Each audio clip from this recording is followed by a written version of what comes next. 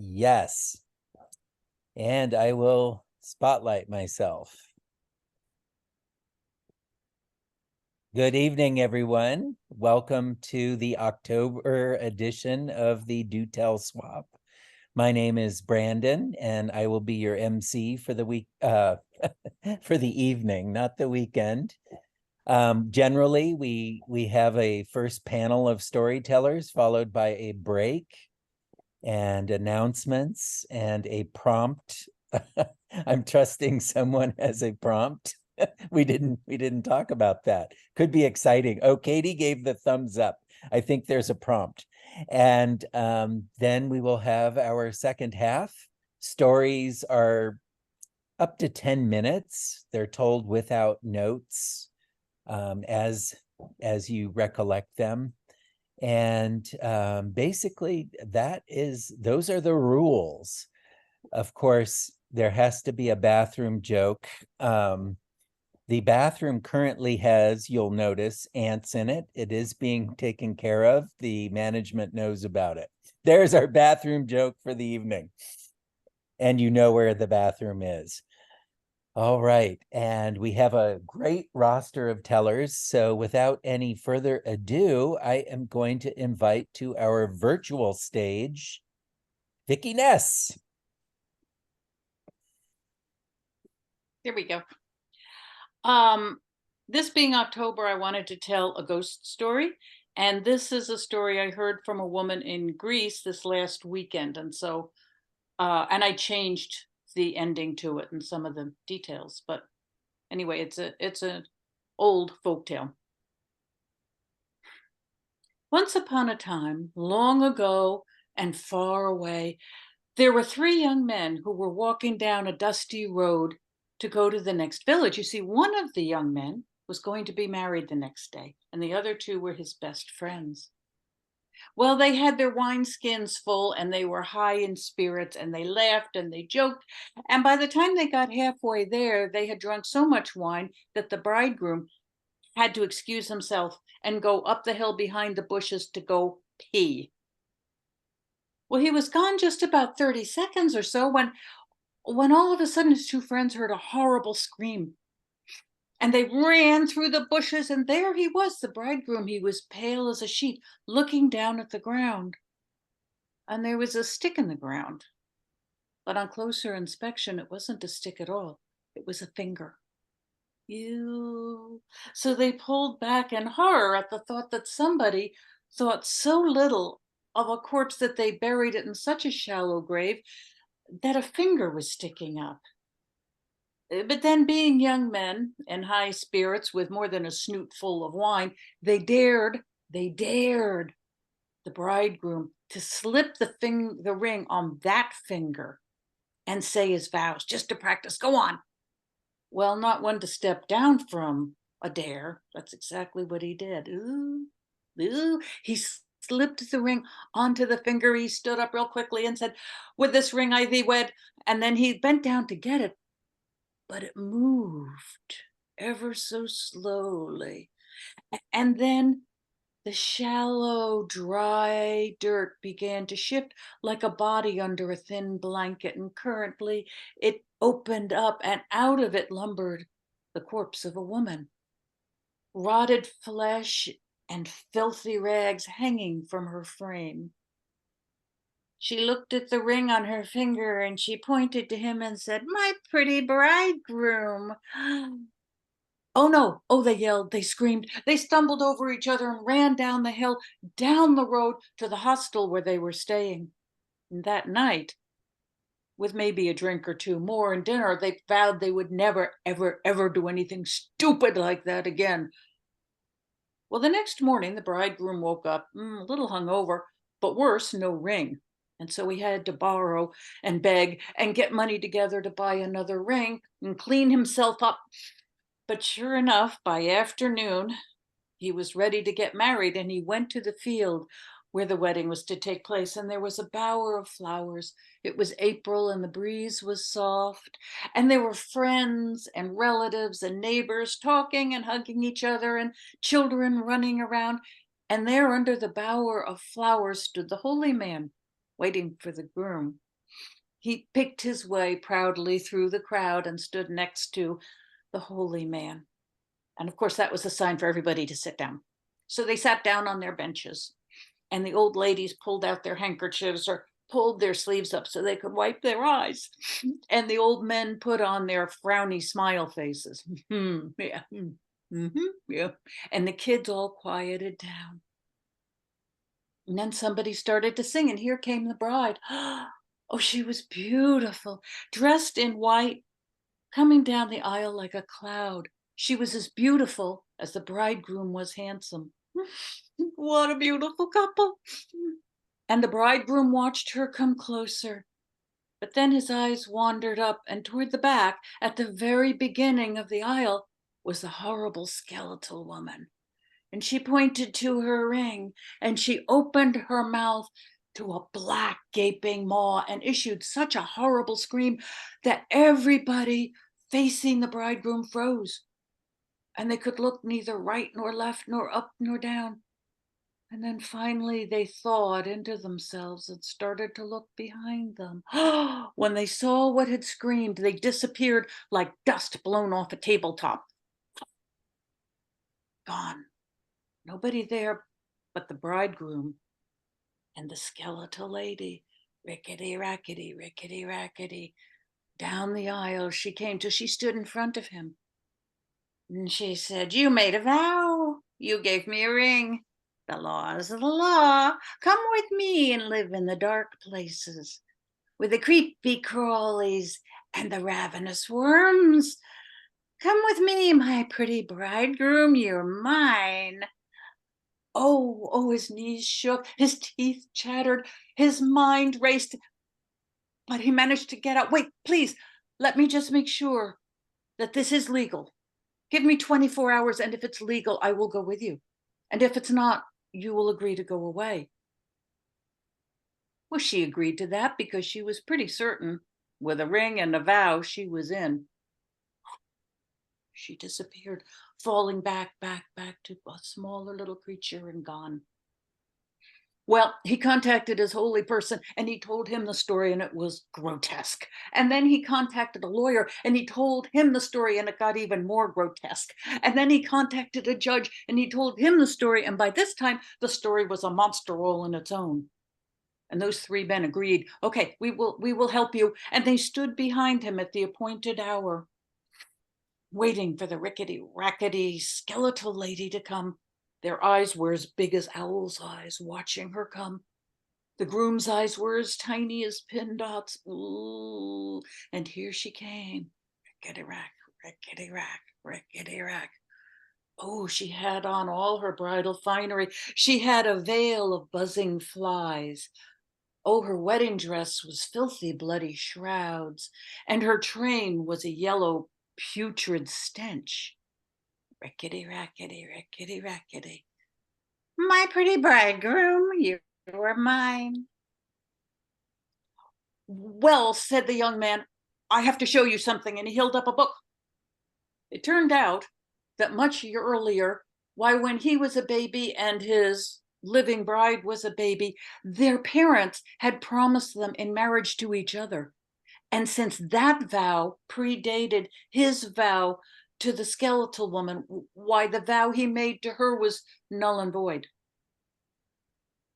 Oh, the red embers in the black sockets of her eyes glowed, and presently smoke began to wreathe up between her ribs, out of her mouth, out of her eyes, and in a sulfuric poof, she disappeared, and the sky turned leaden gray and began to drop ashes like a first snow, softly covering everything. But he could hear her final voice, "You are mine, my pretty bridegroom."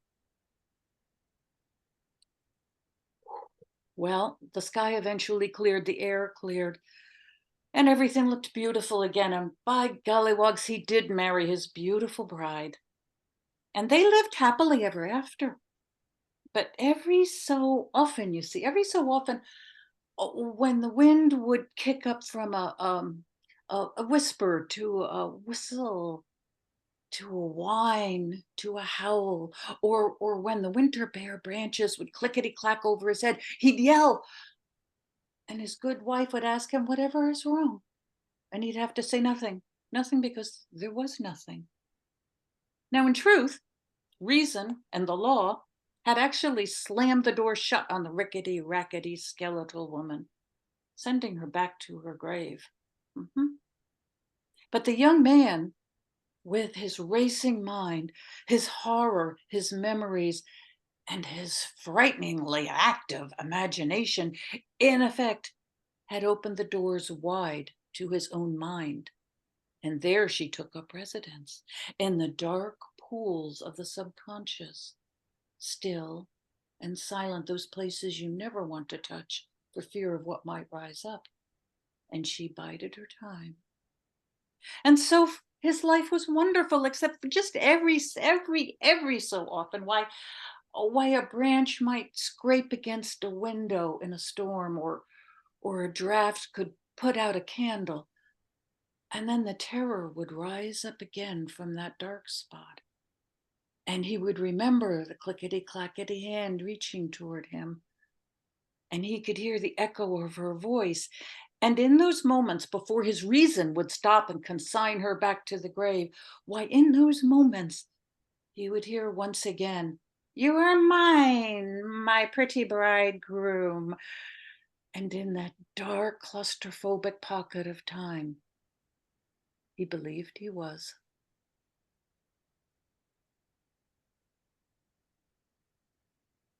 That was 10 minutes, I hope.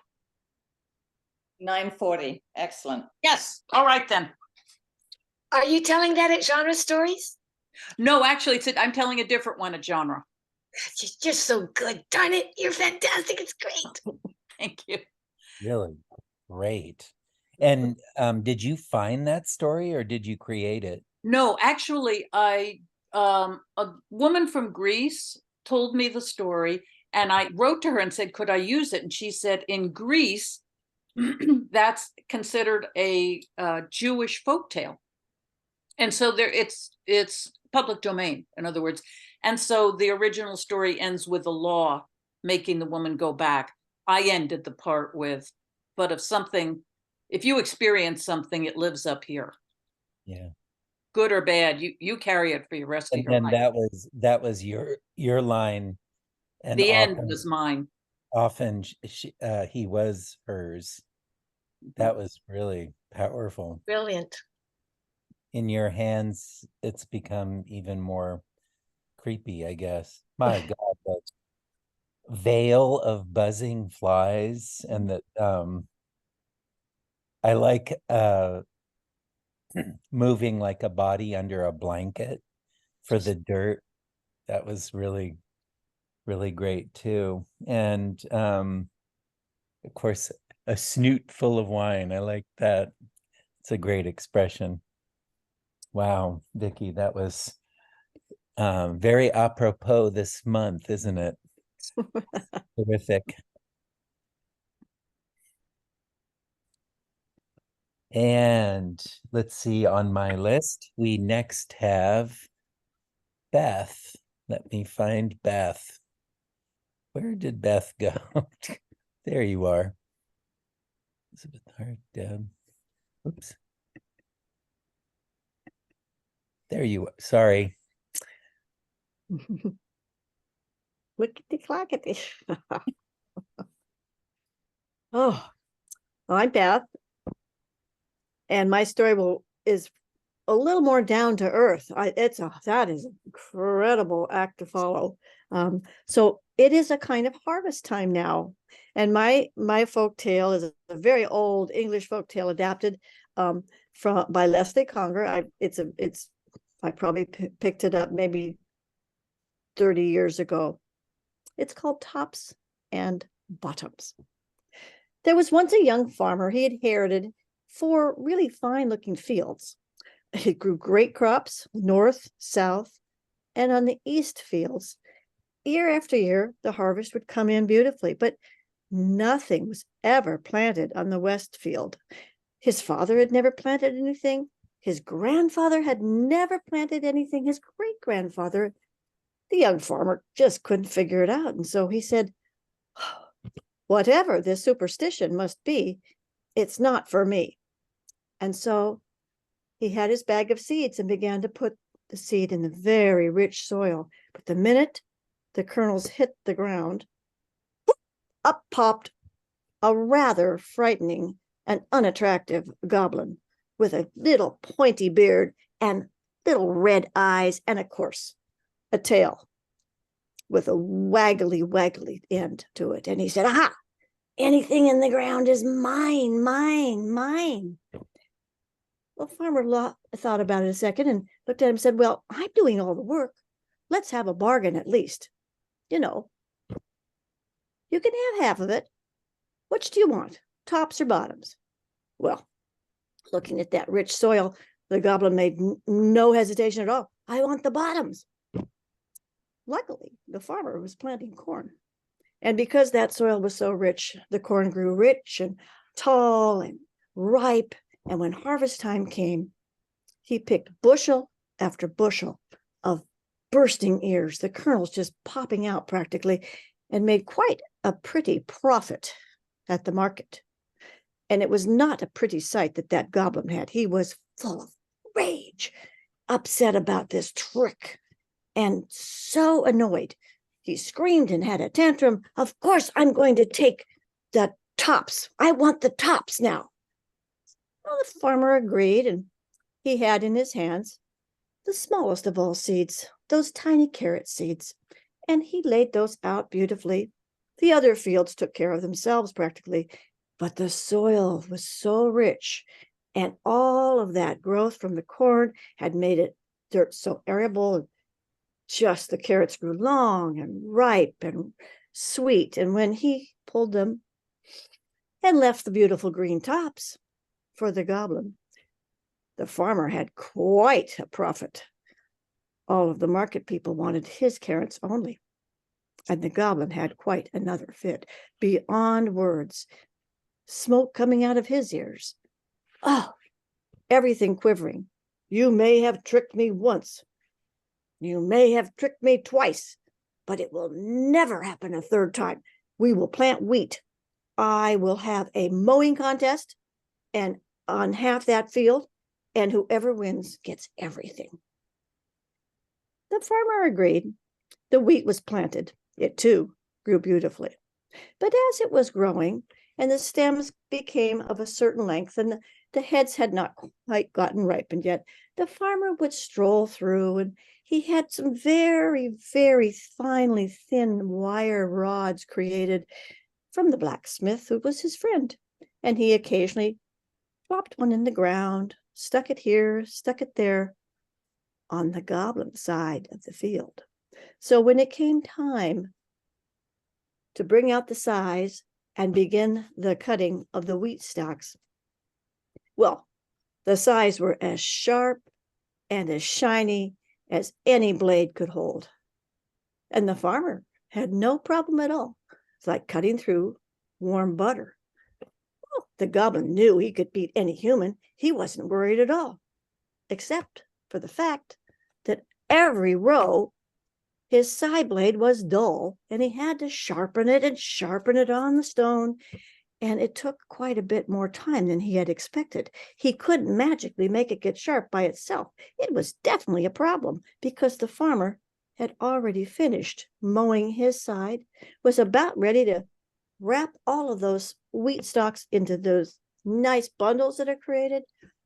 When the goblin saw that, he almost exploded. Fury was rolling off of him like fireballs. In fact, he was so angry and had no way of controlling his temper. He threw his scythe across the field and poof, was gone, disappeared, never to come back. So the farmer now had 4 fine fields and 4 fine crops. And for that day on, the family prospered. And snip, snap, snout, that little tale stole out.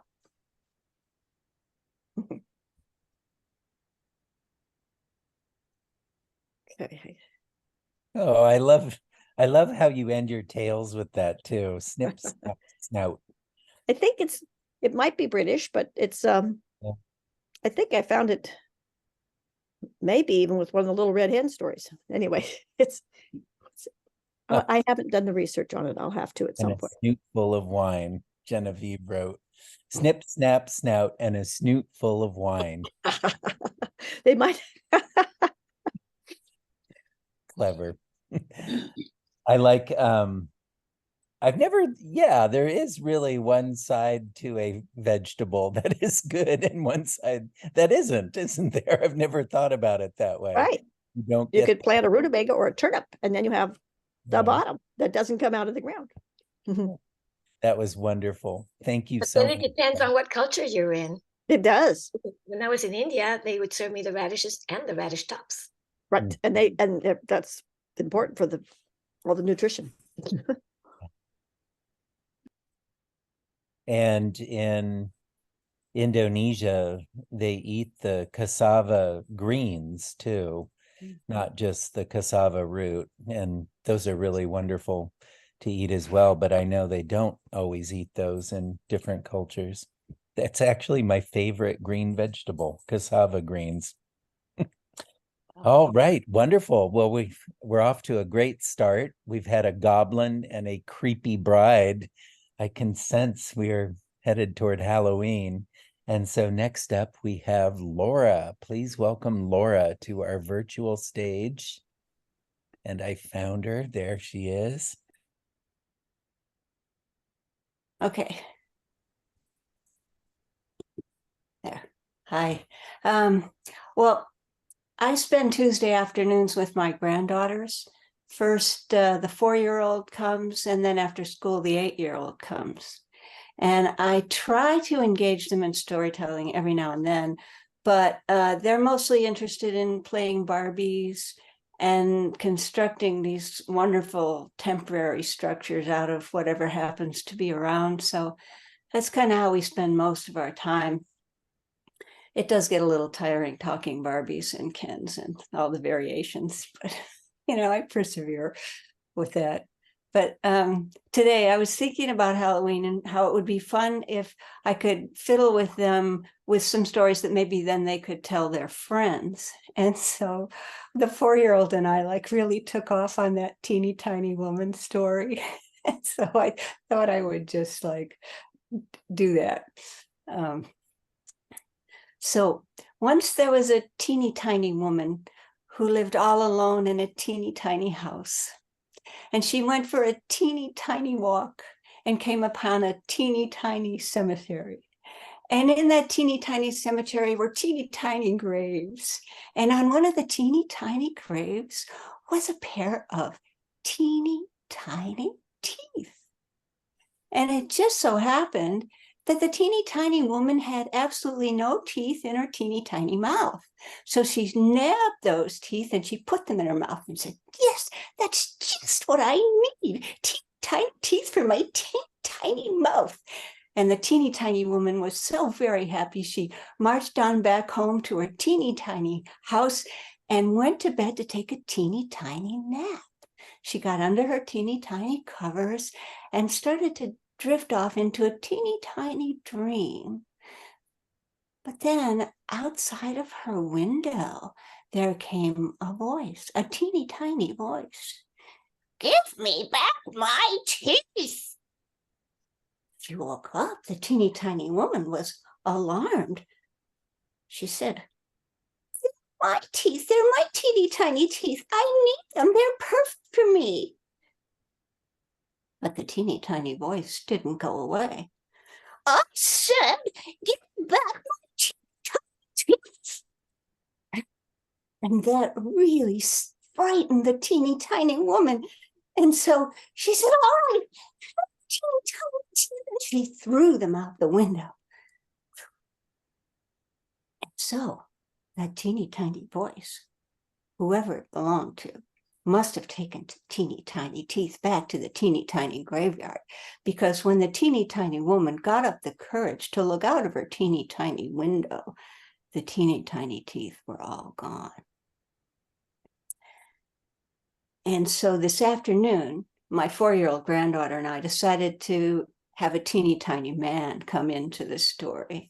So the teeny tiny woman has a teeny tiny man neighbor, and he went for a teeny tiny walk, and he happened upon the same cemetery. And it was getting a little later into the evening, and he heard this beautiful music coming in, teeny tiny notes, and he was so drawn into it, he had to go into this teeny tiny cemetery, and he encountered some teeny tiny people singing teeny tiny tunes around a teeny tiny grave.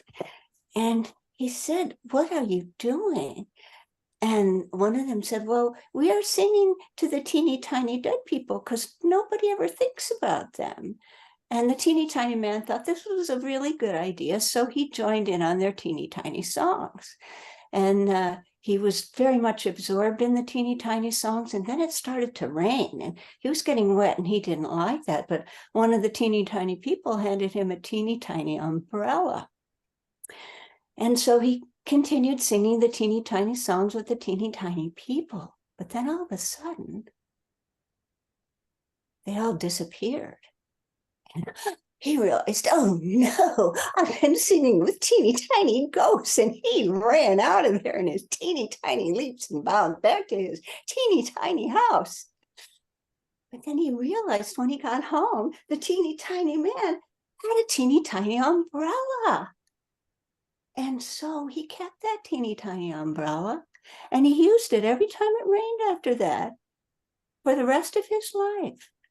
But then as soon as he died, the teeny tiny umbrella vanished. And that's the end of the teeny tiny man story. But that made me think about a song that we used to sing in grammar school. And some of you baby boomers might have done the same sort of thing. If you grew up in the Midwest, we had music once a week where someone would come in and sing with us, and we would sing all these old songs. And one of them, I only know one verse, and my sister happened to come over today, and it turns out she only knows one verse too. And we realized we didn't sing whole songs, we sang little medleys that the people who would come in and sing with us worked out.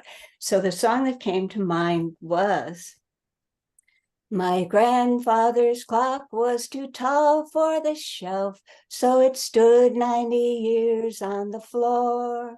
It was taller by half than the old man himself, though it weighed not a penny weight more. It was bought on the morn of the day that he was born. It was always his pleasure and pride, but it stopped short, never to go again, when the old man died." I loved that song. When I was a kid, I would just sing it with all my heart, you know? So that's it for me. Wow, Laura, that and that teeny tiny sequence is a game you can play with someone. Did you encourage your grandchildren to Oh yes, we went all over the teeny tiny place. But all over there's the teeny? actually it's two stories. In one story, the man is not teeny tiny, but there is, like, in a book, there's a teeny tiny woman story that goes pretty much like that. Oh, and she does go to the Yeah, graveyard. and the teeny tiny teeth. I didn't invent that. Teeny Yeah. tiny teeth. That was kind of creepy. I think Wow. we have a theme going on here. It's very consequential what you find on the ground, as in the teeth and the finger, or what you put in the ground, like the seeds, and then up comes the goblin. There's something going on here, a theme. I really enjoyed that. And isn't it interesting how that beautiful little song, has that eerie end, that it stopped when he died. And yeah, it's a powerful ending. And I thought about that. It would be really interesting. There's probably a whole bunch of stories that are that have some element like that, where someone is really connected to an object, and I bet that would be a whole theme to investigate, I think. Yeah, it would. Well, thank you so much, Laura. Those were fantastic. Thank you. All right. So when looking at the list, it says I am next. Last month, I told the beginning half of a story about a trip I took students on to China. And some of you know, I've ended up in some pretty crazy situations out there. In one trip, I ended up in a brothel with 20 of my students, and that's another story. But in this case, this trip predated that one. And we went and there were no towels in the dormitory, and we hadn't packed towels. And so we kept requesting towels, and we were getting various things like paper Kleenex and little dinner napkins. And we were underdressed in the sense that we didn't bring very warm clothing. The weather suddenly changed and was only 20 degrees, and we only had our light California windbreakers.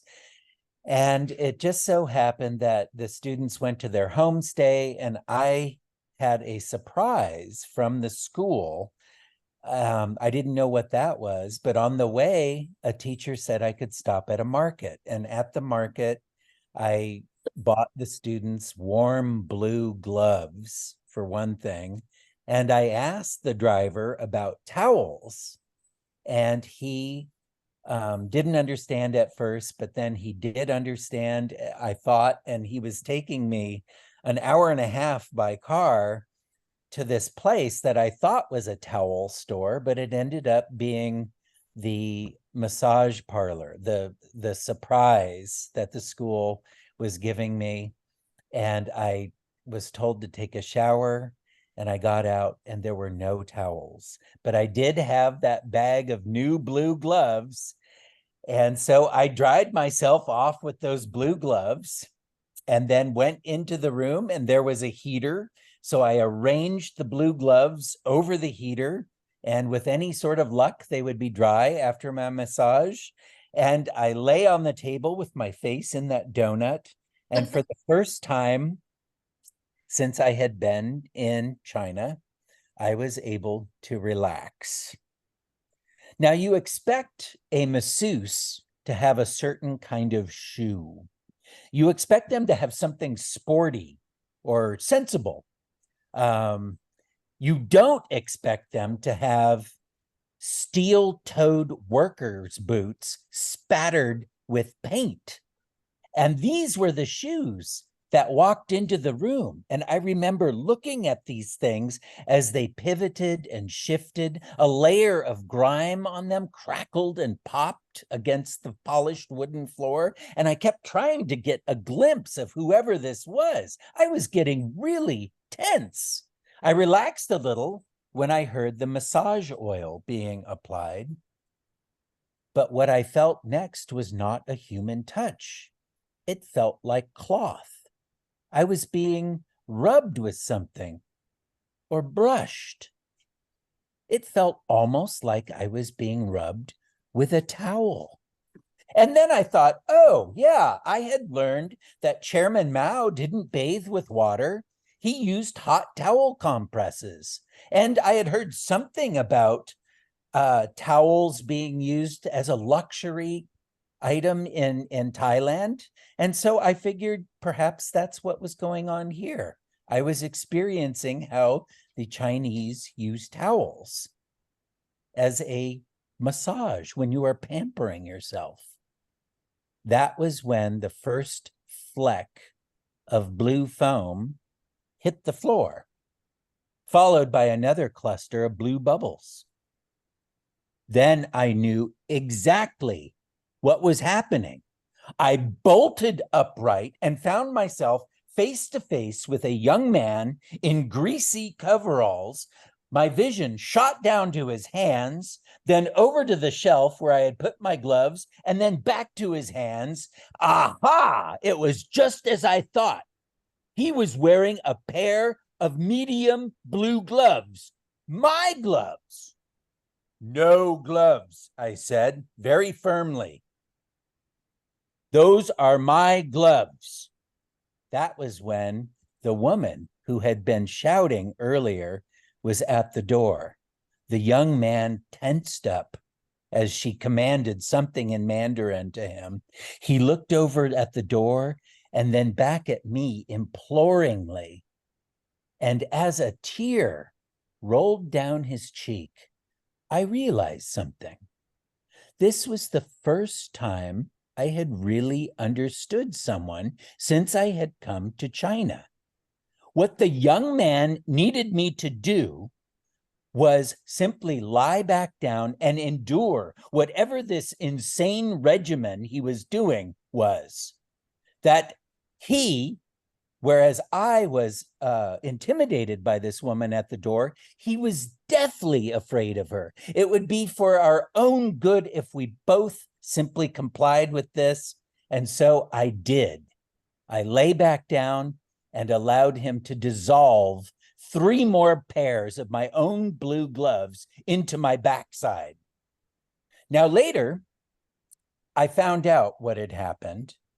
The masseuses had all been released. I had gotten there very late because of my trip to the market.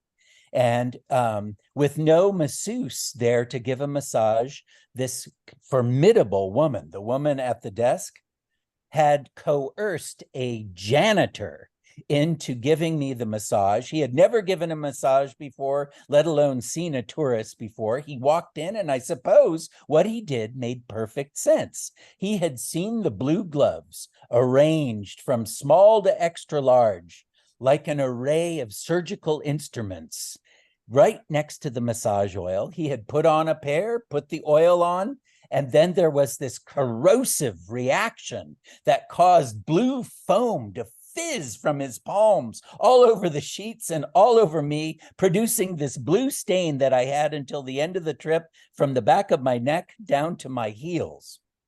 Well, the rest of the trip was rather uneventful. On the last day, we went to a series of museums. We had checked out from the dormitory, and so the school, our host, thought it would be good if they stopped at a bathhouse for us so we could freshen up for our long flight home.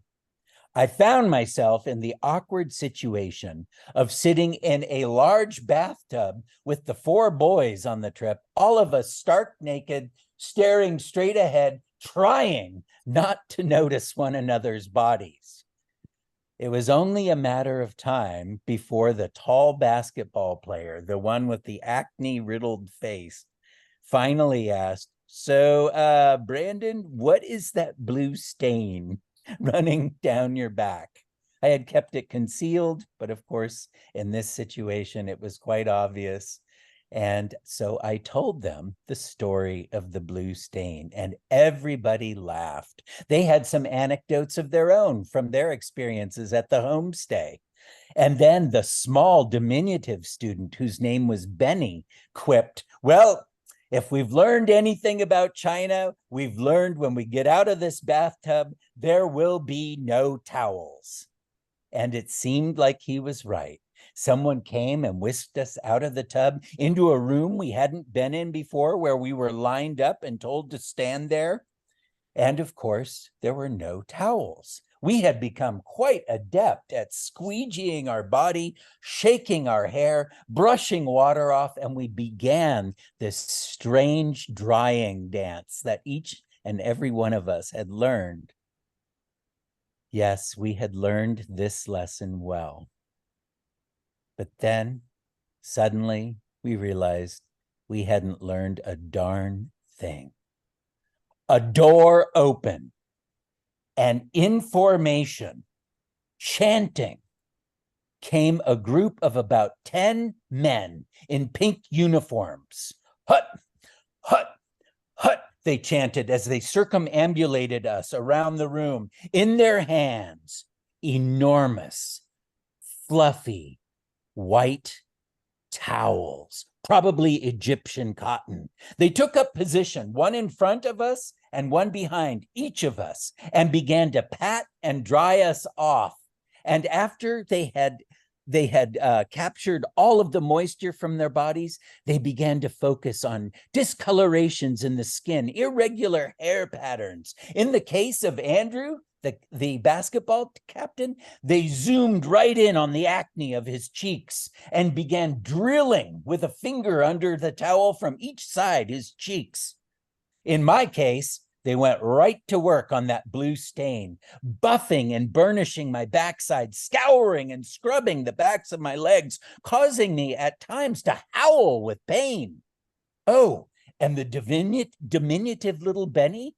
At first, I didn't even know what was happening to him. He was rising up on the far end of our line of boys, 4 people down. He was rising up over the head of the basketball captain and then disappearing, rising back up. And then I saw what was going on. They had thrown a towel between his 2 legs, and with an upward sawing motion between his legs, were giving him the ride of his life. He was being run out of China, not on a rail, but on a towel. We all were. Well, on the flight, my skin was so inflamed and uncomfortable that I could only wear my t-shirt, and I was freezing. I still had to laugh as I looked at Andrew, the basketball captain, who had these 2 bright red circles, just like they had been painted on a rag doll. And he was trying to have a serious conversation with a businessman. And the poor little Benny, oh my goodness, the chafing must have been excruciating between his legs. And every chance he had, he would spring out of his chair and stand in the aisle. However, 8 hours into the flight, almost like magic, the swelling in my skin went down, the red circles on Andrew's cheeks disappeared, and Benny was finally able to sit down, and he even fell asleep for the last 3 hours of the flight.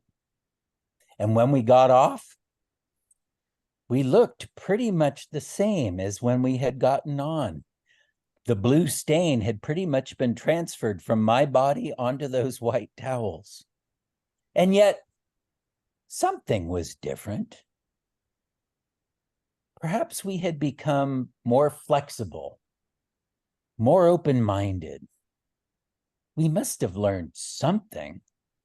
Maybe the lesson was deeply ingrained in the very fiber of our bodies, almost like when you learn to ride a bicycle or learn a dance of some kind.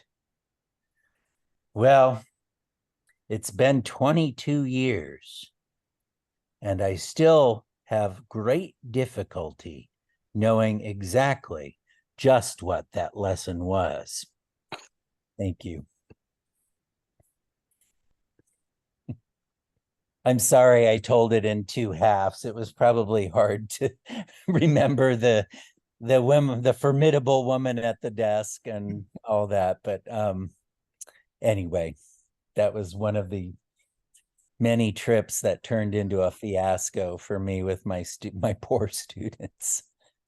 All right, it is 7:50 and we have Meg, Ed, and Katie still to go. I think we should probably do one more story.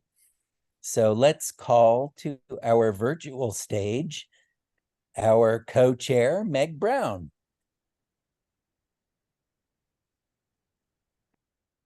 Hello, everyone. I'm going to change my view over here. Here we go. About a week ago, my husband and I, and my sister and her husband, we all went on a cruise on Holland America up to Alaska. And we took off from Seattle late in the afternoon on the huge, big cruise ship. And we were just getting settled and getting something to eat for the evening when the captain came on the loudspeakers to welcome us all to the cruise and onto the ship, and to tell us that there was a big storm coming down from the north. And so that night, we were going to experience a little bit of bumpiness and rocking, even on such a big ship. And just not to be alarmed, it was normal and everything would be fine.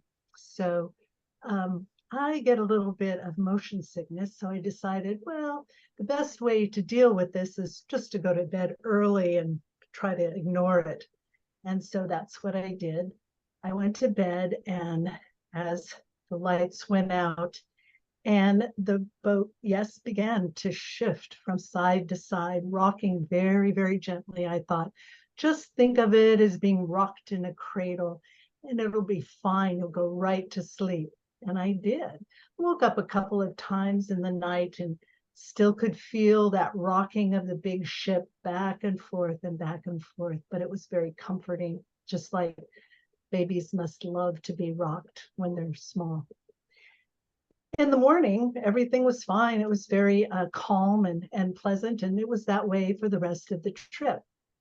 Well, later on, I went to a presentation by the captain and the crew, and they were telling us all about how this big ship was actually a city on the water. It was totally self-contained, and they had everything that they needed. They told us about the engines which generated all the electricity, and they told us all about the plethora of tons and tons of food that they had on board to feed us. But the most interesting thing that I thought was that they told us that they had a desalinator, and that they pull the water from the ocean, run it through the desalinator, and that provides all of the water that we needed for drinking, for doing laundry, for preparing foods, and for showering. I thought, wow, that's really marvelous, that they can be so self-sustained and have the technology to pull the water out of the ocean and make it usable for us. So that brought to mind a story that I had found in a letter of my grandfather, Warren Vincent Turner, that he had sent to his mother. Now, my grandfather was 18 when he joined the Navy to go to World War I. And he stayed in the United States and got his training, but he was then stationed in Hawaii. That was very cushy. I mean, it was gorgeous weather, wonderful swimming, and all the people were so, so friendly. And he enjoyed himself over there in Hawaii. But about 6 months into it, in the fall, he was turning 19, and his ship was due to leave Hawaii and travel across the Pacific through the canal, the Panama Canal, and up to Norfolk for refurbishment. And so the ship was the USS Caesar, and it took off across the Pacific. Now, there had been some tropical storms on the Pacific as they went across, and so they did experience some of this very heavy seas, as they call it, and some of the bumpiness and the rocking. But they got to the Panama Canal, and oh, they were so, so impressed with the canal. The engineering was just amazing, and the sailors were all just amazed. But the best thing was, within the Panama Canal system, there is a lake, and the lake is called Lake Grattan, and it's fresh water. And so for the first time in the 36 days since the sailors had left Hawaii, they were able to take freshwater showers. Oh, they were just exhilarated. And my grandfather said he had never had a shower so wonderful as that one that they had in the Panama Canal. Well, what did they do then during those 36 days to keep themselves clean? Well, they took what they called a bucket bath. Well, the bucket bath involved going up to the main, filling a bucket with water, then climbing down 2 sets of ladders to the washroom, where then they would wash themselves. And sometimes they didn't get the bucket quite down those ladders. And if they didn't, then they had to go back up to the main deck to get more water and try to get it down there. Well, my grandfather's turn for his bucket bath happened on one of these days when the sea was very rough and heavy and the ship was moving around quite a bit. But he wasn't going to pass up his opportunity to get clean. And so he went up onto the main deck and he got himself his bucket of water and he managed to get it down the ladders without spilling any. Oh, he felt very good about that. So he went into the washroom and he had his soap and his sponge and his bucket. He set the bucket on the floor. Now the floor was made out of concrete, but because of all the men who went in to take their bucket baths, it had become covered with soap. And so it was really quite slippery. And so my grandfather took off, he disrobed, and he got ready to get his bucket bath. And he leaned over to put the sponge in the water when the ship rolled to the starboard side. And that bucket just took off, slipping and sliding all the way down to the outboard bulkhead. And my grandfather, making a lunge for it, well, he fell on his keister and he slid all the way down to the outboard bulkhead. Oh, this was not going very well, but he persevered. He stood up and he went again to slush all the water he could over his body, and he soaped himself up when the ship keeled over to the other side. And so what happened? But the bucket slid all the way down to the inboard side. And my grandfather slipped down and he went on all fours to the inboard side as well.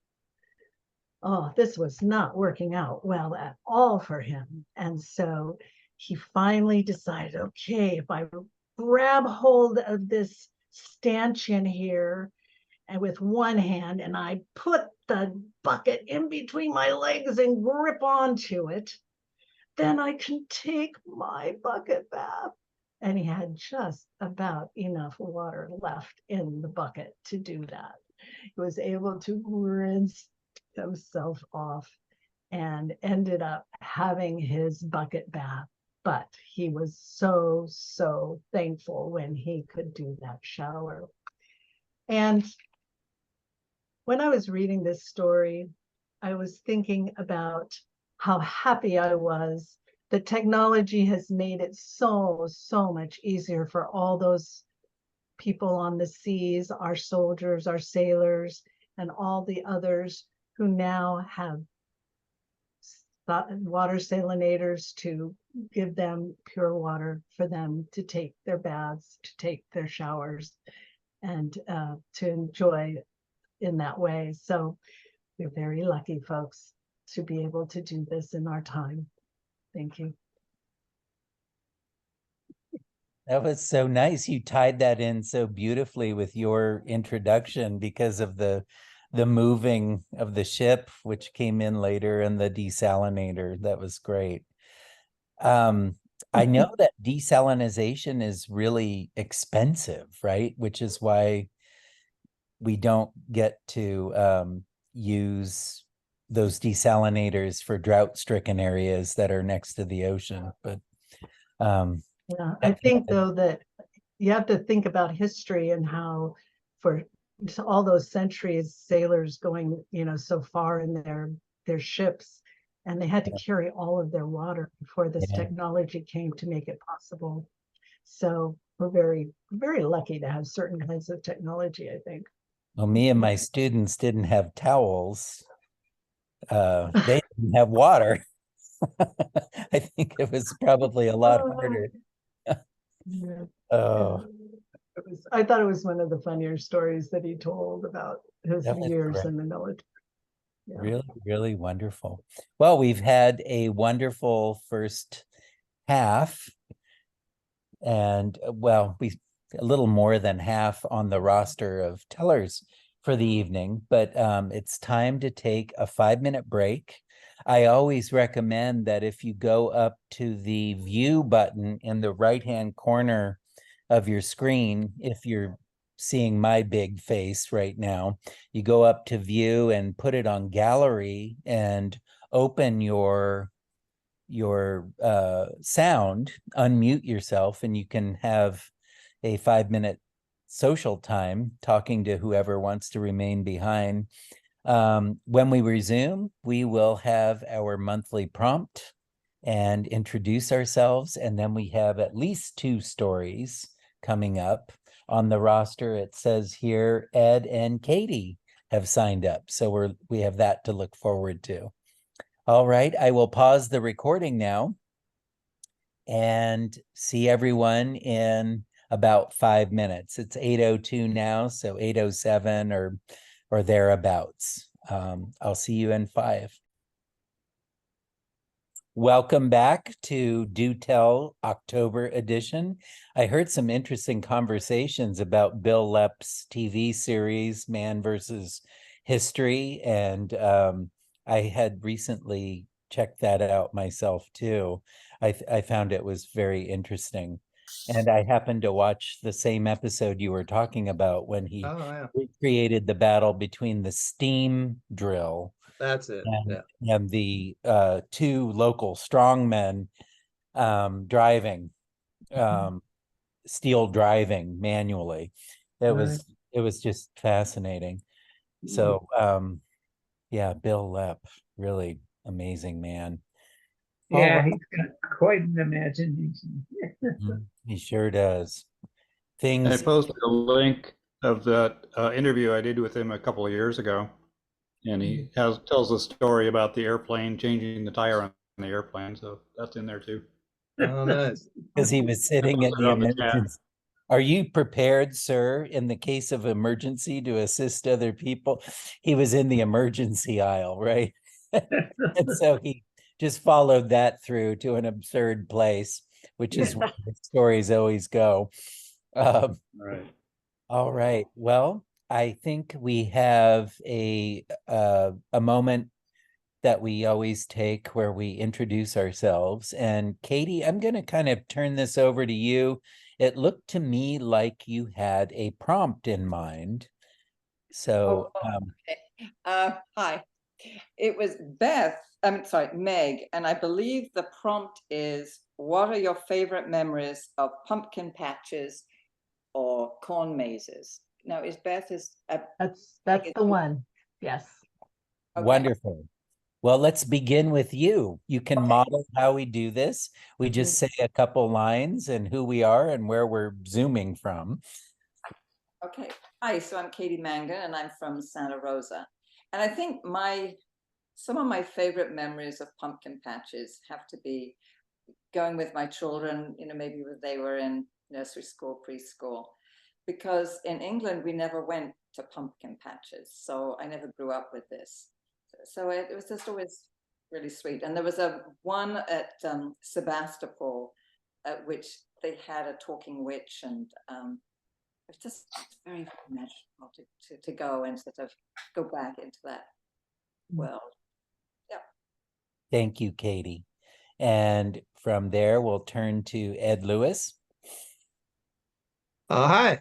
So Ed Lewis, I live out in Davis, California, and my favorite memory is going to the pumpkin patch nearby with my granddaughter, who was 10 at the time, and they have this huge sandbox full of popping corn, and you can just jump in it and go around and throw the corn up in the air. It is such a cool experience. Thank you, Ed. Is that the one down in Petaluma or no? No, it's right in Davis, right on the Oh, edge of Davis. It could be Dixon. I think it's Dixon, actually. the corn maze has that room of popcorn, I think, too. That looks really intense. Thank you. And next we have Elaine, our founder. I don't really have any memories of pumpkin patches that I was in. I know my younger sister and brother, 11 years and 12 years younger than I, used to go to pumpkin patches when they were little kids, but I don't remember any in my growing up years. So nothing to share there. And next up, we have Beth. I was wondering if those popcorn rooms are with butter or without. Ah, Oh, it sounds, yeah. Anyway, I just love pumpkins. I don't do mazes. They sound a little confined. I'd be a little claustrophobic, but pumpkin patches with the granddaughters, they're much more fun to see it through those eyes rather than all the competition of finding the right pumpkin. But I do love pumpkins quite a bit. And our neighbors seem to have one almost as big as one of those. They have it on a pallet. They got it there somehow, and it's as big as some of the ones from the Half Moon Bay Festival. So we'll see what happens to that. I don't think they make the best pies, but mainly pumpkins are for eating. nice. And I live in Sebastopol. I'm Beth. Thank you, Beth. And next we have John. Hi, John. Hey. So, yeah, I don't think I've ever gone to a pumpkin patch. I think I was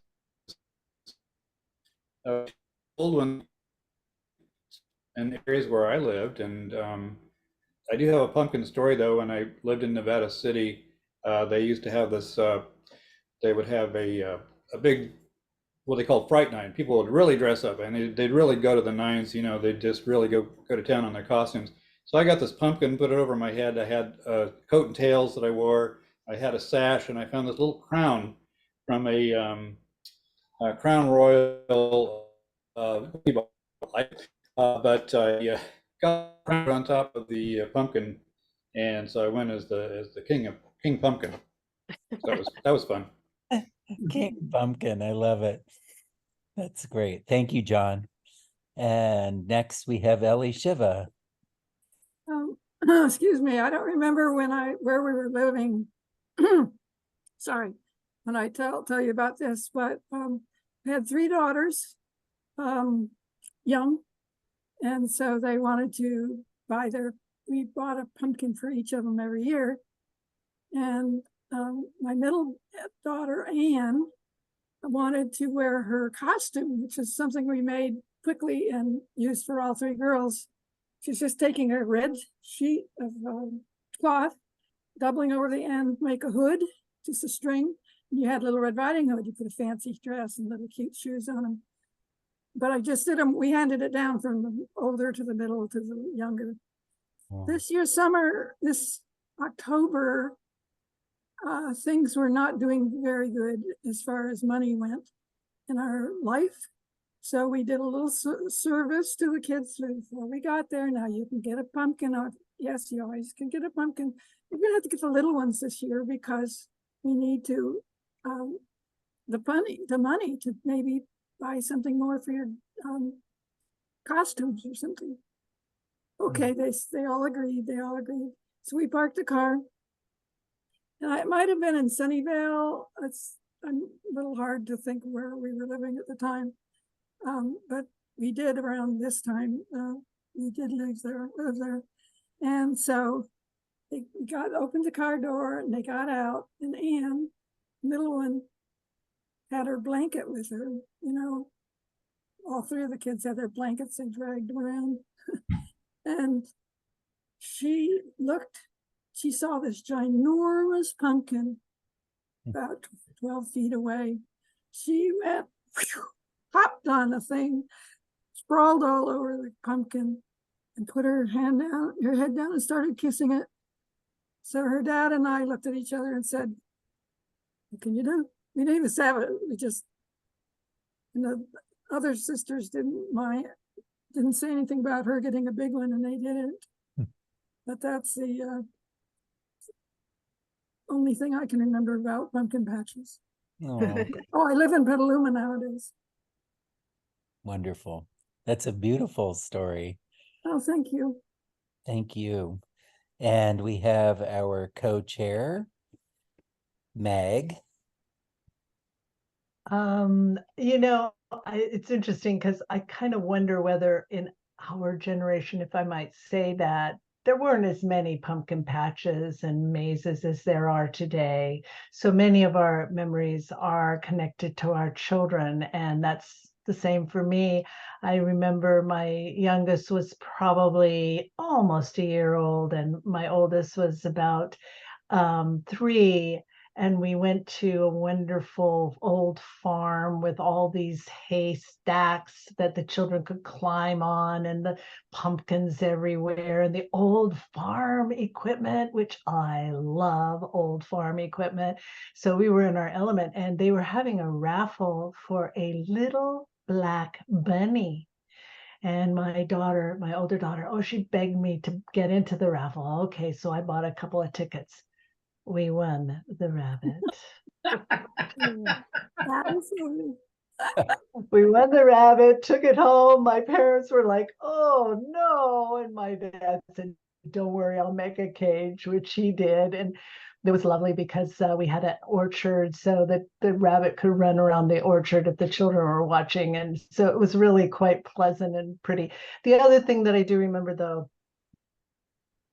so my father always carved the pumpkin when we were growing up. I think because he didn't want us to cut off our fingers or anything.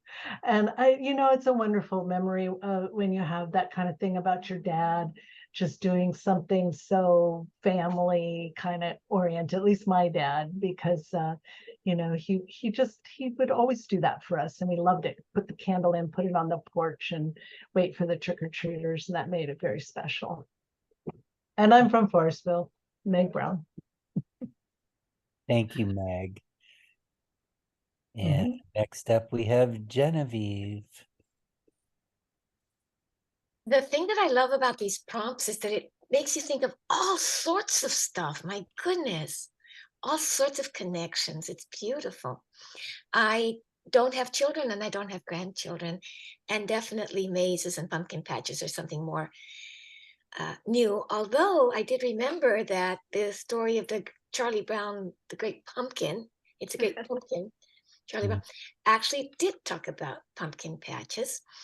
So I was exposed to the notion, but never did go. Of course, I was raised in the desert. But so I will substitute it with a memory of what my mother did, because my birthday's on October 19th. And so when I was still small, she made me a cape. She made me a witch, but I was a good witch. And so she'd write me a little cone hat made out of cardboard with crepe paper frill. And then she made me a very beautiful, just little cape that you could tie on. And she told me she made it out of a sort of a soft charcoaly grayish, not black. She said, well, that's because witches' capes are made out of spider webs. And this is the color of spider web fabric. So, and then she appliqued some pumpkins on the bottom. Well, I actually wore that because it was a little cape. I wore that until I was about 12. And year after year, it was my party that people liked to come to, because back then we didn't have so much access to stuff. So she covered a whole opening between the dining room and the den with yarn, spider web and stuff. So it was nice. It was a nice memory. And I kept that cape until I was about 35. I didn't wear it all the time. But anyway, I just wanted to mention one thing. I'm Genevieve and I'm in Santa Rosa. And I did want to mention 2 connections I had to the stories you've told. One of them, bucket baths, when I was in India in 1977 for 4 months. We had baldi baths. I mean, that's what you do. First thing you do when you land in India, I was told, it was the best advice. You go to a little chotiwala, a little small bazaar, you buy yourself a bucket and a cup. And you draw the water and you leave it there because you never know if the water pump's going to work later. And it was such an adjustment to come home and have a full spray of water shower. I was so used to bucket baths. And the other thing was the, real quickly, the story about my grandfather's cloth. So Meg, you are from our generation, and who was it? was it Laura? Yeah, Laura. So beautiful your voice was. And yes, I think the President's Council of something or other sent all the schools across the nation these all Americana songbooks. And we all learned these songs. And so I learned the song, and then I actually got it in one of my little small piano books when I was learning the piano. And I was plunking it out on the piano. And my father came into the living room and he started singing, "My grandfather's clock was too big for the walls, so it's a..." And he started crying. He loved Oh, that song because that song came out when he was younger, and he had such a love of his father, actually, that that's what I always think of when I hear that song. So thank you, Laura. and thank you, Genevieve. Let's go to Laura. Well, you know what this makes me think about is being a parent is such a healing sort of thing. Because as a really little person, we had something really traumatic happen in our family on Halloween. So it was never, never, never a good time for me. But then, like when I had a daughter and she was little, it's like I couldn't let my past association impinge on her good time. And I remember when she was in nursery school, we were in the city in San Francisco. So there was no pumpkin patch nearby, but there was a field trip every year to a pumpkin patch. And it was so much fun. There were 30 families. It was a co-op preschool, and it was a really kind of wild place. The woman who was in charge felt like the best thing to do was to just let the children do what they wanted to do and just make it safe for them and facilitate their explorations. And so there was dress up clothes, and anytime they could just, get dressed up in any kind of strange costume they wanted, like boas all around and what are those things that you wear? Swimming, you stick them on your feet so you can go really far. What are they called? I can't think of them. Slippers. Anyway, they could put on all these wild things, boys with like necklaces. And so these 30 little people from age like 2.5 up to 5, all 30 of them with, a good number of adults coming along, let loose in this pumpkin patch, just like going wild, having the best time. So I think that's my best memory of a pumpkin patch. That's a good memory. Thank you. And next up, we have Vicky.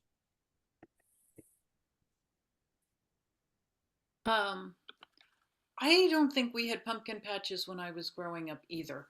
But we did go to a farm sometimes and get our pumpkin.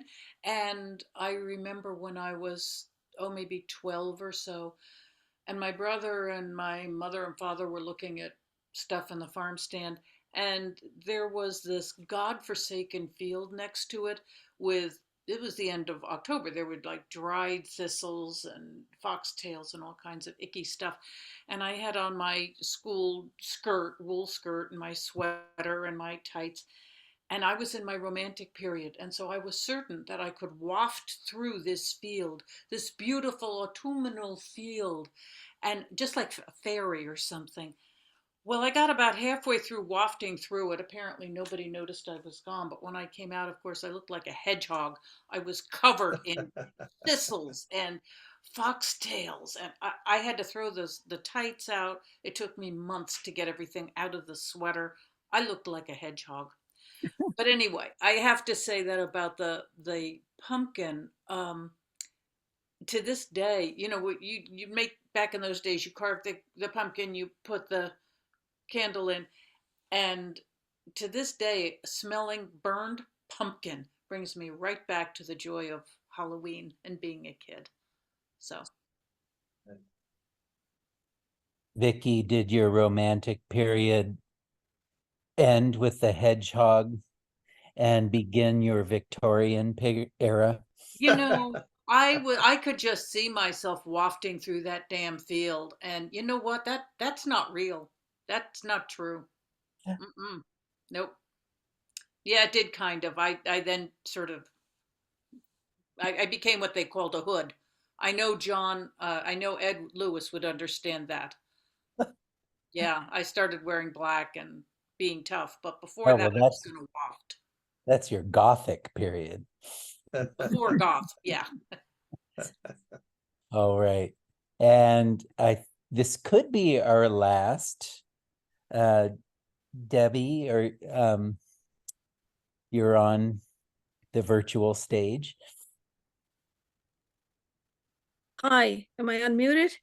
Yes. Yeah, what came up for me about pumpkins was just, um, I'm an auntie, not a mom, and I had my sister's little girl was growing up, and my sister had a place at the end of the 9th Street, in Alameda, and and we didn't get enough trick-or-treaters to get exciting. They would all go down to this one street in the center of town where everything was lit up and decorated, and we had our candy ready. So that year I had 2 pumpkins, and they were about 10 inches high, and I just carved a circle in each pumpkin and then a line across the top looking on a slant, and I put them together like a frowning, 2 big frowning eyes, and I put them where they could be seen down at the end of the street from anyone looking down there. And it worked. People did come down our street when they saw those 2 scary pumpkin eyes, and I kind of might do that again someday anyway. And I love, I don't want to bring commercialism, but George Schultz is a little Linus, who would sit and wait in the pumpkin patch. I love that story because there's not enough stories that bring children and adults, bring us to remember. It's sitting with nature that we get our answers, in the great pumpkins, so to speak. So thank you. This is really a gift to be here to see you all. No, Yeah. Debbie. Yeah. Yeah, I mean that Halloween Peanuts episode, and of course Linus is there, and he's waiting for the great pumpkin, and up comes the silhouette of Snoopy, who has been on this imaginary Yeah. World War II mission, right? Yeah. And he ends up in the pumpkin patch. Oh my gosh. And there's that weird howl sound. Yeah. Woo! Yeah, of course. It's a wonderful program. Yeah. It's one of the best. Mm. I'm Katie, have I Hi. hit everybody? Have, except yourself. Did you want Right. So I'm Brandon. I'm a high school teacher in Santa Rosa. And we took a trip every year from our elementary school to a pumpkin patch. So K through 5, it was a thing. We'd get on a yellow school bus, and I think we drove up to Novato from Mill Valley in Marin. And I remember my kindergarten year. I don't remember any of the others because it was a little traumatic. My mother said, "Get one for your brother too. And don't get one of those small ones." She showed me how big they had to be. And she told me I had to get the same size for him too, because it wouldn't be fair. And so I picked these 2 pumpkins out, and they were too heavy for me. I was young for kindergarten. I was only 4 years old, and I really couldn't carry them. They were on the far side of the pumpkin patch. And I remember the teacher said, "Okay, we have to go. Everybody go." And everybody had just one pumpkin, and they weren't that big, and they all hopped on the bus. And I had these 2 pumpkins. I could barely lift one of them, and I was trying to haul them by their stems all the way across this pumpkin patch. And in the middle, I just burst into tears. I don't know what happened after that, but I will never forget trying to lug those pumpkins across with the whole bus waiting for me. I guess it's a little bit of a traumatic memory that I didn't realize was still haunting me, plaguing me. All right, now is a great time to do some announcements. And I usually turn this over to Meg, but I do know that Vicky has an announcement too. But let's hear from our co-chair first. Okay, I'm gonna try to make this real quick and so that we can get on with some more stories. The Sacramento Storytellers Guild is having their spooky stories the 21st from 2 o'clock to 3:30. Is that right, Ed? Yes. Yes. And so, you know, all those spooky story lovers, check that out. And we do that Also, in genre, person and on Zoom. We right. do it in person. You have to and on Zoom. register? You have to No, register? no, you just go to the, go to SAC and look up our organization. And Okay. we're on there.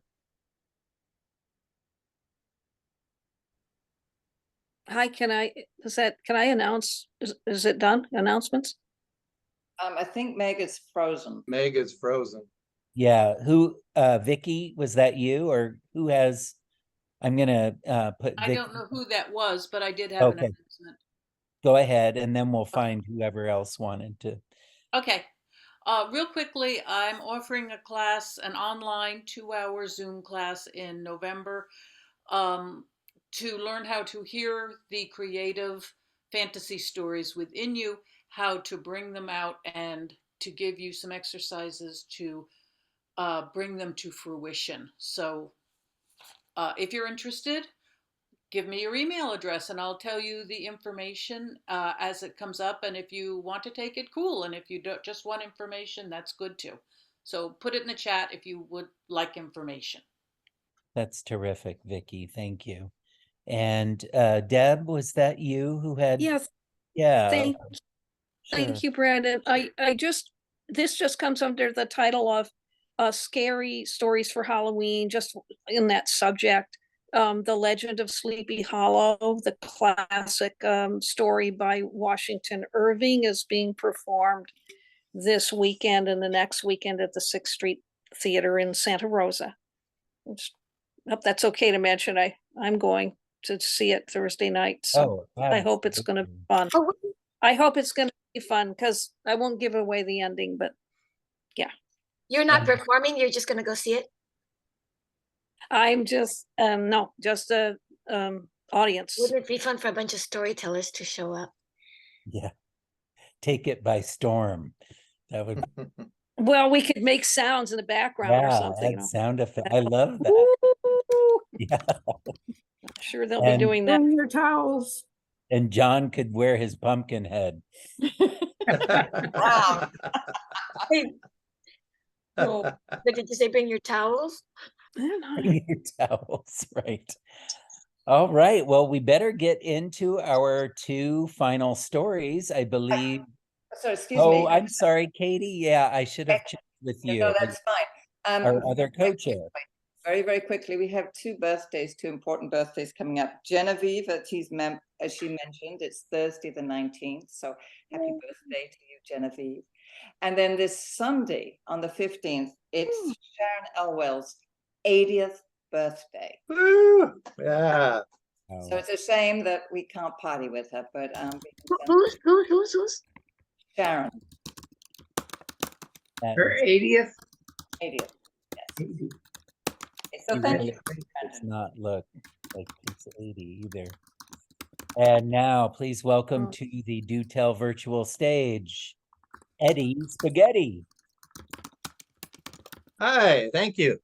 So I wanted to mention to Laura, thank you for that story. I'm going to share that with children. I go into schools and that story is fantastic. And something I just did with preschoolers last Tuesday was I did the 3 bears story and we set up everything. We got 3 different bowls and chairs and laid out towels for the beds, and the kids just acted it out. So I would suggest doing that kind of a thing with your two daughters. You know, act out the stories as you tell them. And I would just start to tell the story. And then when the kids took over any dialogue, I just stopped it, let them go with it, and then brought it back to the story. And it's a fun thing to do with your own children. Okay, so I was inspired to tell a story that I told last Halloween. I don't think with this group. So I've changed my story, and I'm going to do this again. The hags are coming. The hags are coming. They will be here soon. It was a typical Halloween day on Lopez Island in 1955. Us gang of 3 boys met every morning after a nice hearty breakfast down at McKay Harbor. Now, Lopez Island is part of the San Juan Island chain, which is in Washington State. It's just on Puget Sound, just below the Vancouver Island in Canada. They're beautiful islands. So we would meet at McKay Harbor every morning, get in the rowboat, and we row out to check our crab pots that we had set out the night before.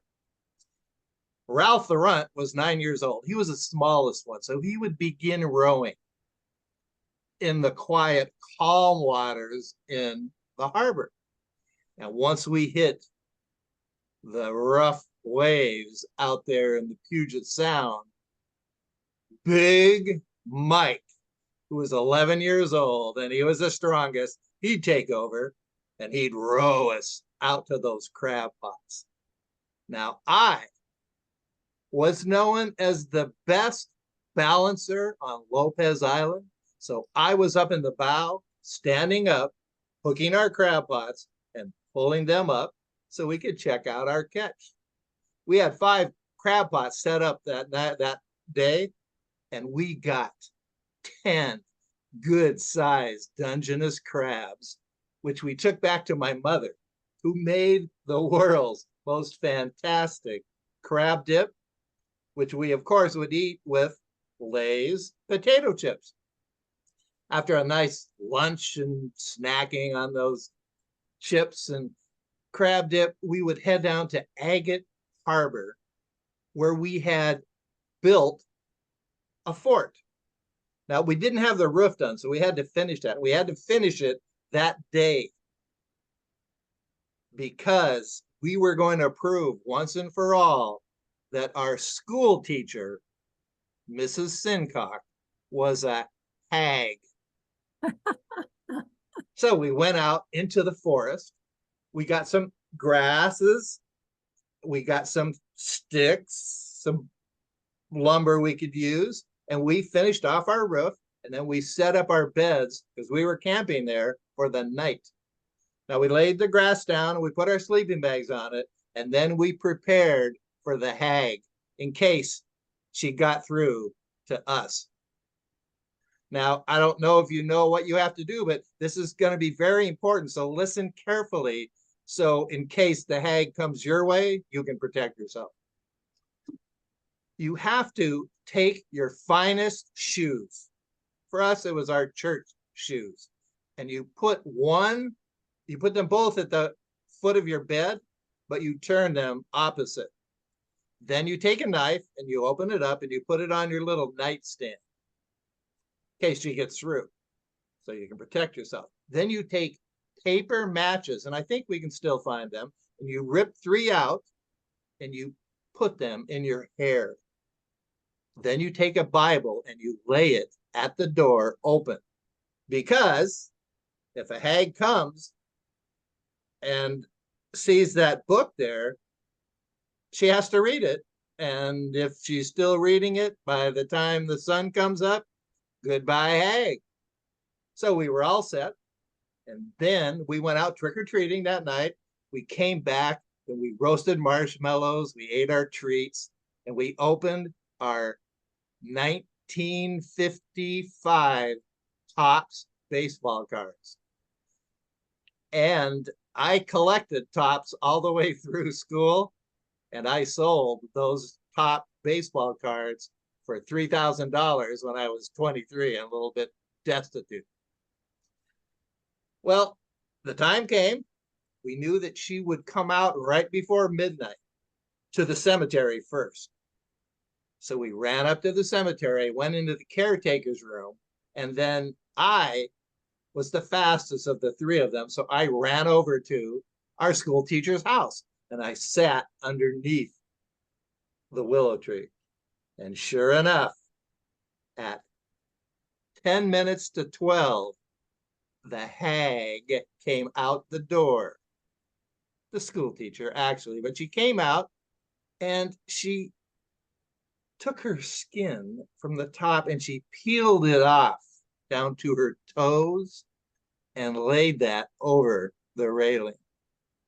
And then she began, I got to learn how Vicky does this, but she did this clickety, clackety, clickety, clackety, clickety, clackety out the door, singing her song. And if you want to sing it with me, you can. The hags are coming. The hags are coming. They will be here soon. Well, she headed out and I ran right up to that skin and I took the bag of salt that I had brought and I smeared it all in the inside of that skin and I laid it back down, hightailed it back to the cemetery just before she started clacking her bones, clickety clack, into the gate to the gravesite. Now, this gravesite on Lopez Island goes back to the as graves markers that go back to 1800. She came over to the first one and she was singing her song, and then I heard this, and she went on until she found a gravesite that didn't have any markings on it. And the deal for a hag is that they can only go down into a grave to steal the soul on a gravesite that doesn't have anything like flowers or beads or something put there by their loved ones. So she spent the entire night going around to these different sites and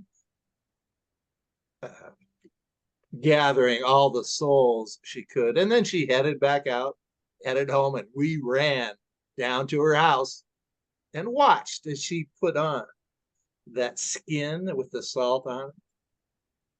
And when she got it all the way on, just like you might do for a slug in the garden where you pour salt on it, she dissolved with a loud screech into the earth, never to be seen again. Well, the next day, we all headed to school. It was a one-room schoolhouse, small island. And people were wondering, where's the teacher? Ideas went around. Big Mike said, I think I saw her up there on the cliff. That cliff that's over by where one of the killer whale pods live. Maybe she fell off and fell in there and is now down in the den somewhere making food for those orcas. Well, the rumors do abound. But now you know the true story. So if you ever go to Lopez Island, share that story with some of the locals up there. Thank you.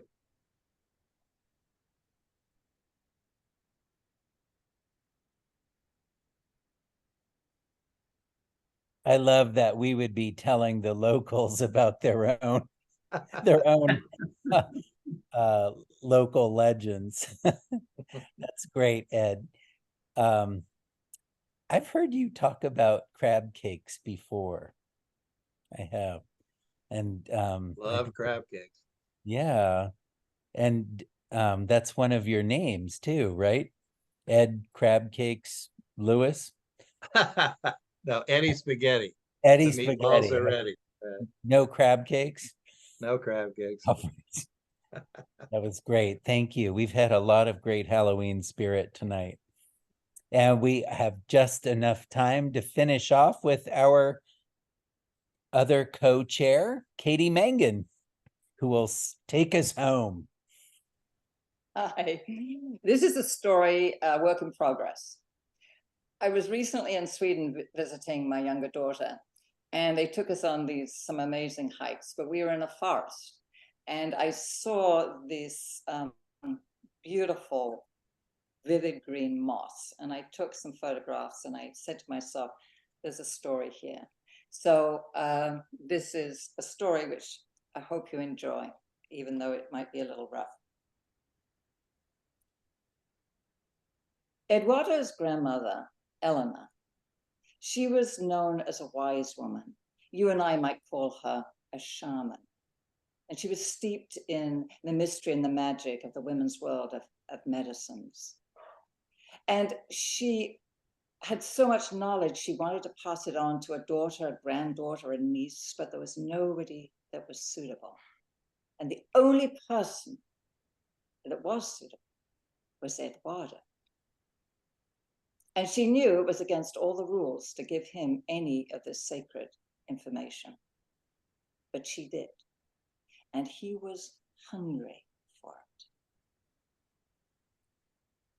So it was one autumn morning, and she was very surprised when he refused breakfast and told her he was going to the forest. He was tall for his age, and he looked her straight in the eye. He was 11 years old at the time. And she wanted to stop him. But before she could, he was out the front door. He was racing down the garden path. He jumped over the garden gate. And she saw him running through the fields towards the forest. And the forest was his boyhood playground. And he just had such fun. He just explored everything, the trees, the paths. But then he got a little bored. And as he turned to look, something had caught his eye. And it was beautiful, bright green moss. And there was a very small track, maybe made by deer. And he saw that he could take this track, and it wound its way through the trees. And the sun was shining down on this bright green moss. And he just felt compelled to go along the path. And so he did. And he went deeper and deeper and deeper into the forest until suddenly he realized he didn't recognize where he was. He was completely lost. And everything seemed a little strange. All the colors seemed brighter. And with a sinking heart, he realized he had left his own world behind and moved in to the world of fairy. And he was trying to think of everything that his grandmother had told him about what not to do or what to do when you are in the fairy world. And he came across a cottage, and standing at the front door was this sweet old lady. There she was in her white apron and her snow white hair. Oh, lad, you must be hungry. Come on in. I've just made mushroom soup. Oh, I foraged in the forest this morning, and I found wild garlic. Oh, and when I came home, I picked herbs from my garden. Come on in. And through the open door, Eduardo could smell the delicious smell of this mushroom soup just simmering on the stove. And he was terrified. And as politely as he could, he told her, no, thank you. And he turned and he ran away as fast as he could. And he could hear her laughing behind him. And he ran until suddenly he hit something hard. It was black, but it was slightly warm. It had a strange smell. And then he was horrified to realize that he'd run into this huge giant bear, a she bear, and she had wrapped herself around him. And it was then he realized he was changing form. He was losing his boyhood form and becoming a bear cub. And there he was on the ground by her feet. And he followed her wherever she went.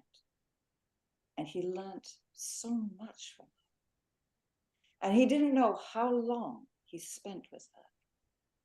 But one day, when they were on a wider path, he began to smell something. It was something familiar. It was home. And it was with that thought that he was able to stand up. And he was back in his boy form. And actually, he was eye to eye with the great she-bear. And of course, no words were exchanged. But he understood that it was the bear that was now his teacher. She was now his spirit guide. And he was deeply grateful, and he bowed to her. And then he turned and raced down the path to home. And he ran through the garden gate and slammed it shut. And Eleanor heard it. And she was out on the porch. And when she saw Eduardo, she just wrapped her arms around him and gave him the biggest hug she could.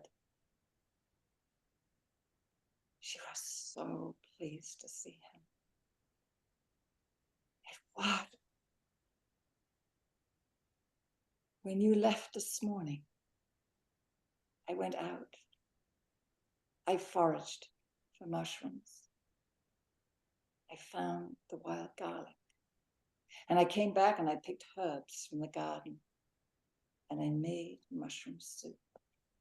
You must be hungry. Come and eat. And so he sat down and he ate the soup. And then they did one of their favorite things.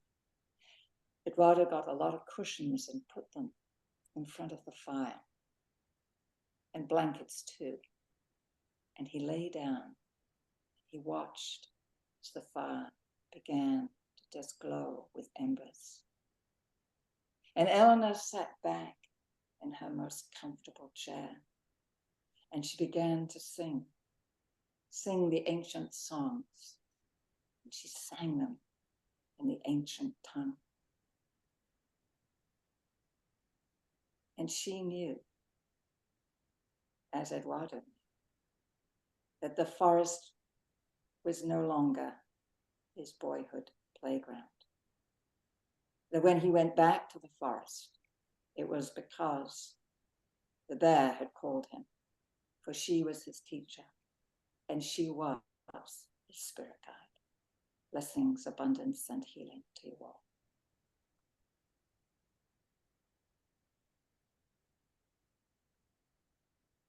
Wow, thank you, Katie. The education of King Arthur involves Merlin turning him into so many animals so that he gains that wisdom that doesn't even have language. And you really captured that. That's beautiful. And the mirror of the two worlds, the mushroom soup on each side. What a nice touch. I always love it when I hear your stories at the end because it's such a great vehicle into the world of dream. You always give us that gift. Thank you, Katie. Thank you. I'm going to call back our storytellers. We have Ed and Vicky and Beth. I'm thinking of all the stories you told tonight. We've had a very, very full night of stories. And you can see all the different topics as you see our tellers take the virtual stage together. Am I missing anybody? You've got everybody. I've got everybody.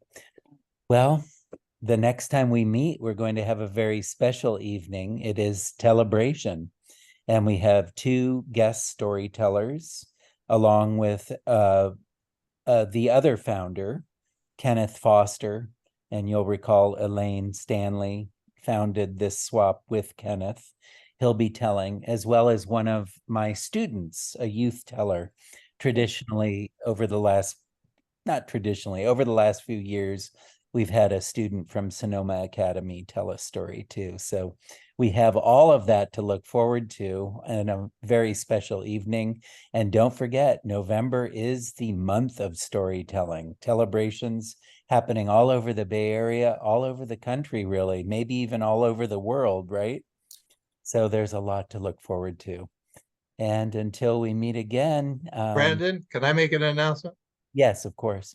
So two tellers from your organization are going to be coming up with the genre storytelling in October. October 18th is going to be Vicky. She'll be representing you. And then in December, Genevieve will be coming up for Sacred Stories. Great. And then it looks like we have Elaine coming for Tall Tales in January. And I think that's it for now, but we have, you can nominate people for February, March, April, May, all the way through. And so we Thanks. will be very well represented and carry us into the next year, 2024. Good night, everybody, and thank you for such a full evening of stories. That was truly wonderful. Brandon. Great MC, Brandon, as Oh. usual. Thank you. Good Thank night. you. Good night, everybody. Good night. Bye. Elaine. All right. Come to Celebration.